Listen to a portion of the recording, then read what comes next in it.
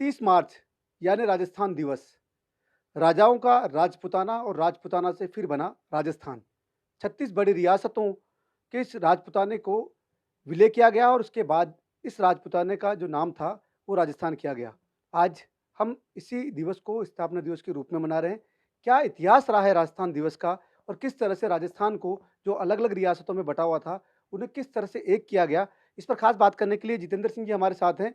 इनसे बात करते हैं और समझते हैं कि किस तरह से इतिहास है राजस्थान का। सर, अपने आप में एक बड़ा इतिहास है राजस्थान का। इतिहास की तरफ देखते हैं तो राजा-महाराजाओं की अपनी वीर गाथा है। लेकिन हम राजस्थान स्थापना दिवस पर बात करते हैं। अलग-अलग रियासतों में बँटा हुआ था, बड़ा मुश्किल था। किस तरह से इसको एक समग्र किया गया? 1947 में आज़ादी मिली और आज़ादी मिलने के बाद सबसे बड़ी समस्या हुई कि राजस्थान की और पूरे हिंदुस्तान की जितनी भी रियासतें थी, उनका एकीकरण करने का काम। सरदार वल्लभ भाई पटेल और जो विदेश सचिव थे मेनन, उन्होंने ये पूरा बीड़ा उठाया। फिर राजस्थान की तरफ उन्होंने अपना रुख किया, तो राजस्थान में बहुत सारी राजपूताना की रियासतें थी, देसी रियासतें उनको हम कह सकते हैं। जोधपुर, उदयपुर, बीकानेर, बांसवाड़ा, कुशलगढ़, जयपुर, अलवर, भरतपुर, धौलपुर, इस तरह की पूरी जो रियासतें थी उनका एकीकरण करने का काम सबसे बड़ा था। और मैं ये कह सकता हूँ कि राजस्थान को जो असली स्वतंत्रता मिली, वो डेढ़ आज़ादी के 1.5 साल बाद 30 मार्च 1949 को मिली। 1949 के पहले सरदार वल्लभ भाई पटेल ने और केंद्रीय मंत्री गाडगिल आदि जितने भी लोग थे, उन्होंने सबने मिलकर राजस्थान को 6 चरणों में एकीकृत किया। सबसे पहले 18 मार्च 1948 को मत्स्य प्रदेश का गठन किया गया, जिसमें शोभाराम और इस तरह के जो लोग थे, उन्होंने उनको प्रधानमंत्री बनाया गया। उस समय मुख्यमंत्री का नाम प्रधानमंत्री के नाम से था। 25 मार्च 1948 को राजस्थान संघ का गठन हुआ, जिसमें बांसवाड़ा, बूंदी, डूंगरपुर, झालावाड़, किशनगढ़, कोटा, ये रियासतें इसमें शामिल हुई, जिसमें शाहपुरा, टोंक और लावा और कुशलगढ़ भी थे।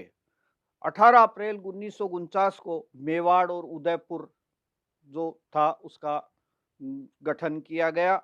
और बाद में सारा सब कुछ मिलाकर 30 मार्च 1949 को वृहद राजस्थान का गठन जयपुर के सिटी पैलेस में हुआ।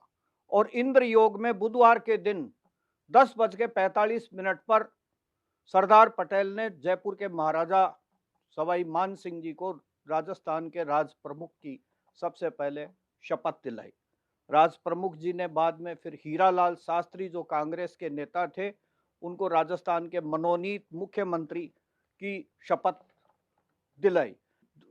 30 मार्च 1949 को जब सिटी पैलेस में शपथ ग्रहण समारोह में भाग लेने के लिए सरदार पटेल 29 मार्च को दिल्ली से रवाना हुए थे। वो एक हवाई जहाज से रवाना हुए थे और यहाँ सब लोगों को इंतजार था, सारे कांग्रेस के लोगों को, स्वतंत्रता सेनानियों को, जयपुर के महाराजा को, सबको इंतजार था कि सरदार पटेल अभी थोड़ी देर में आ जाएंगे, क्योंकि उनका विमान वहाँ से 2 बजे उड़ा था और विमान उनका बीच में खराब हो गया। शाहपुरा के पास जाकर के उनका विमान खराब हो गया।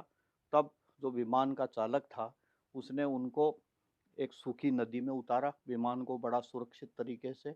और उतारने के बाद में फिर सरदार पटेल और उनके जो साथ दो आदमी थे और पायलट थे, उस सड़क पर आकर खड़े हो गए। और सड़क पर आके खड़े हुए जब उधर से आकाशवाणी, दिल्ली से आकाशवाणी की कार आ रही थी, जो समाचार का संग्रहण करना था उनको, उस कार में बैठकर सरदार पटेल आए। और जयपुर में ये अफवाह उड़ गई कि सरदार पटेल नहीं आएंगे। और ये इसलिए अफवाह उड़ गई थी कि सरदार पटेल को जो कांग्रेस का दूसरा गुट है, उसने मना कर दिया है। लेकिन रात को 8:30 बजे सरदार पटेल जयपुर में पहुंचे और रामबाग में पहुंचे। जब हीरालाल शास्त्री, जो मनोनीत मुख्यमंत्री पद की शपथ लेने वाले थे, उनको बड़ा संतोष हुआ कि अब आ गए। और सुबह में मेरा शपथ ग्रहण समारोह हो जाएगा। ये भी एक मतलब उस दिन की घटना हुई थी। सामंतवाड़ राजस्थान का सबसे बड़ा गढ़ था और इसको एक करना बड़ा मुश्किल काम हो रहा था पटेल के लिए।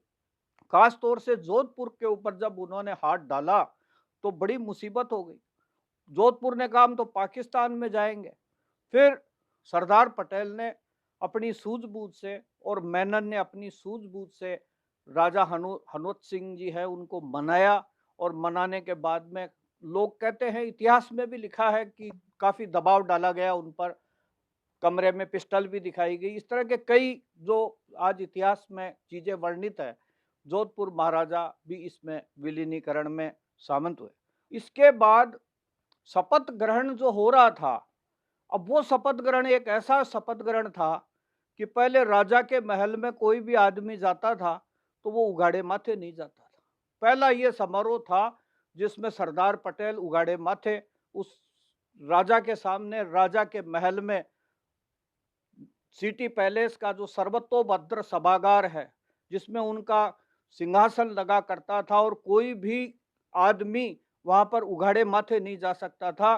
लेकिन उस दिन एक ऐसी आजादी मिली कि जिसमें कांग्रेस के सारे नेता, सारे लोग जो भी उघाड़े माथे जाना चाहते थे, बिना साफे के जाना चाहते थे, बिना टोपी के जाना चाहते थे, वो उस दिन खुले रूप में गए। इससे ये लोगों को आभास हुआ कि अब राजस्थान पूरी तरह से स्वतंत्र हो चुका है। एक बात और हुई, बात ये हुई कि उधर शपथ ग्रहण समारोह का बहुत बड़ा आयोजन था और आयोजन के बीच में ही कांग्रेस के बड़े नेता, जिसमें जयनारायण व्यास राजस्थान के दिग्गज नेता थे, माणिकलाल वर्मा, मोहनलाल सुकाड़िया, द्वारकादास पुरोहित और मथुरादास माथुर जैसे दिग्गज नेता जब शपथ होने लगी, शपथ के पहले ही उठ करके चले गए। हीरालाल शास्त्री पीछे भागे और कहा कि क्या बात हो गई, कैसे नाराज हो गए आप लोग। तो उन्होंने कहा हमारे बैठने की व्यवस्था ठीक नहीं है।